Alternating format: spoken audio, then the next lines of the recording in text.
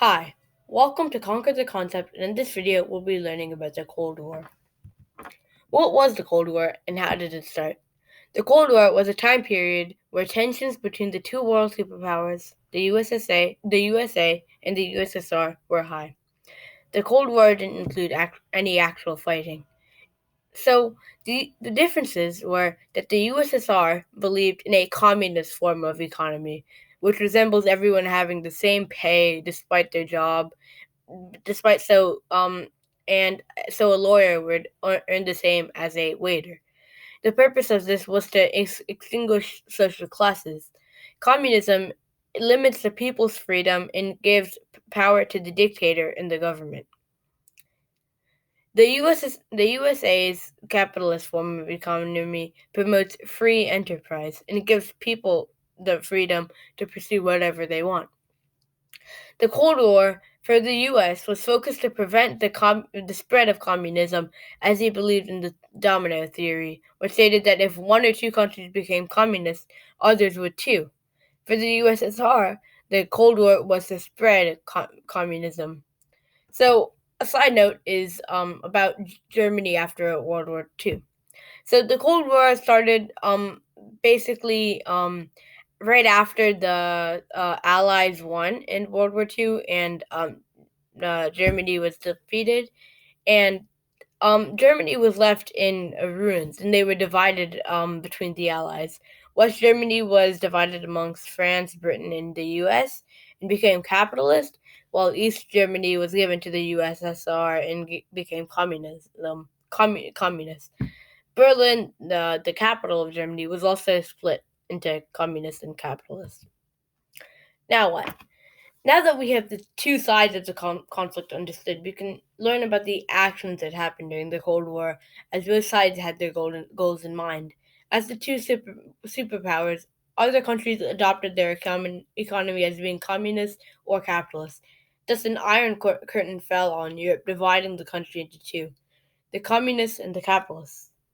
So if you look on this picture to the right, you can see all the red are a capitalist society, and the blue are the red are the communists, and the blue are the capitalists. So the NATO or NATO was an agreement between countries saying that they would defend each other if they were attacked by communists. So, and then the Warsaw Pact was an agreement between countries saying that they would defend each other if attacked by the capitalists. So you can see how the both sides are beginning to form and having their own ideals.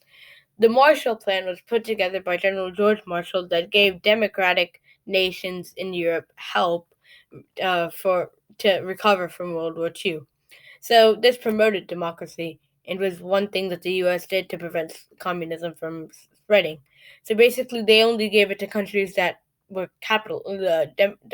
democratic and not countries that were communist. So this gave countries an incentive to turn capitalist.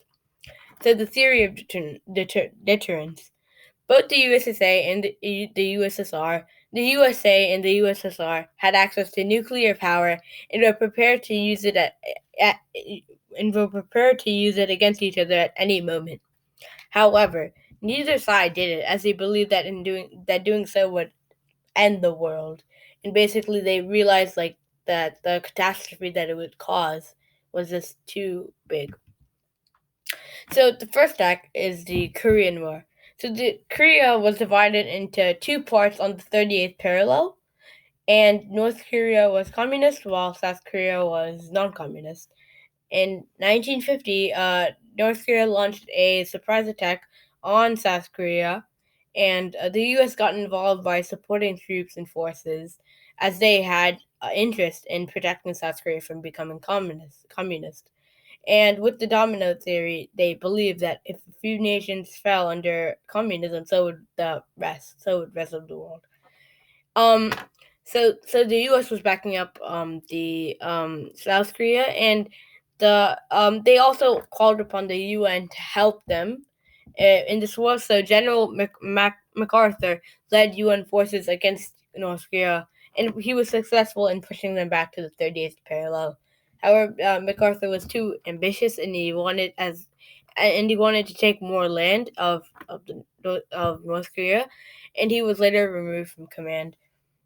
China was another communist from and the China and the USSR supported North Korea because they wanted to spread communism. In 1953, the North Korea and South Korea signed an armistice, leaving Korea divided along the 30th parallel to this day. The second act was the Vietnam War. So Vietnam was another country split into two on the 17th parallel, the North and the South, the communists and the non-communists. The North of Vietnam was supported by China, and the South Vietnam was supported by the U.S. So South was a capitalist, North was communist. So the two sides agreed to have a free election between the leader of the North, Ho Chi Minh, and the leader of the South, Ngo Dinh Diem. At this at the last moment, Diem cancels the election in fear of losing, and he starts to commit dictator-like actions and is removed from power by the U.S. Due to the election failure, Min tries to reunite the country through force.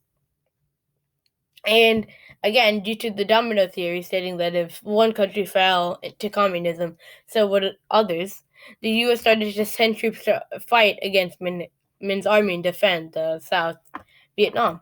The Viet Cong was Min's army. And while in the Gulf of Tonkin, U.S. forces claimed to have been attacked from Min's army. The Gulf of Tonkin resolution was passed, allowing President Johnson to take any quote unquote any measures he believed necessary to retaliate and to promote the maintenance of international peace and security in Southeast Asia. So fighting started. The U.S. Troops were confused why they were fighting, and the South Vietnamese troops were unmotivated to fight. And many of the South Vietnamese troops switched sides, and they joined the Viet Cong Min's army. On the other hand, the Viet Cong knew and were motivated to fight. They had advantage as they used guerrilla warfare. The Tet Offense happened on sorry about that. The Tet Offense happened on January 30th, where North Vietnamese launched a surprise attack on many major South Vietnamese cities. After many lives and battles were lost, President Nixon started Vietnamization, which was a gradual pull out of Vietnam for U.S. troops. So in the end, the North took over the South, and to this day, Vietnam remains a communist country. So back in the U.S., many people were divided on the war. Some believe that the U.S. shouldn't be fighting in Vietnam as it wasn't their war, and others believe that fighting in Vietnam was important as it went against the spread of communism. The final act, which was the Cuban Missile Crisis. So Cuba is a country 90 miles south of the Florida border, and the Cuban leader at the time, Fidel Castro, had recently come to power and was making the country communist. Of course, the U.S. was against this, and when the Cuban refugees who didn't want communism to come to their country fled to America, President Kennedy ordered them to launch an attack on Cuba. This attack was known as the Bay of Pigs and was very unsuccessful. It was a defeat for the newly elected President Kennedy, and the Soviet Union, aware of Kennedy's inexperience, as he was, and I think to this day is, the youngest president, signed a treaty with Cuba that allowed them to put nuclear missiles in Cuba. So this was unacceptable for the U.S. when they found out. They ordered the missiles to be removed, and when they were not, the U.S. set up a blockade enclosing Cuba so that resources couldn't arrive there. Nikita Khrushchev, the Soviet president, finally abided by by the U.S. actions and removed the missiles under the agreement that the U.S. would move their bases in Turkey. This event was the closest to war between the USSR and the U.S., and in the end, Kennedy and Khrushchev set up a hotline making communication between the world leaders more effective. So the end of the Cold War. There is a historical debate about when the year the Cold War ended, but for my argument, the Cold War ended in 1991 when Mikhail Gorbachev signed the document. So the Soviet Union was fighting in Afghanistan for 10 years. Throughout the time, they spent a lot of money in that war. This resulted in less money circulating in the economy, which resulted in a lot of poverty for the Soviets. In 1986, a nuclear disaster in Ukraine worsened the economic state, and the USSR loosened their control over the people. Many countries rose up and began to fight for their independence, starting with Poland. Mikhail Gorbachev, the president at the time, had two ideas: glasnost, which gave the people more freedom by opening churches, allowing publication of books, free speech, and free elections. Perestroika was his second phase, which gave the people power. His goal was to not completely get rid of communism, but loosen its impact on people's everyday lives. Because of the economic disaster, the USSR had to pull back on its spendings, which made it take away soldiers from the Berlin Wall, the wall that divided the East and West, or communists and capitalists. After this was done, the people of Berlin broke down the wall and finally were reunited with their families on the other side. On December 25th, 1991, Gorbachev resigned as the leader of the USSR, and on December 30th, 1991, the USSR ceased existence, leaving the USA as the sole world superpower. If you like this video, please subscribe and turn on the bell icon. Thank you for watching.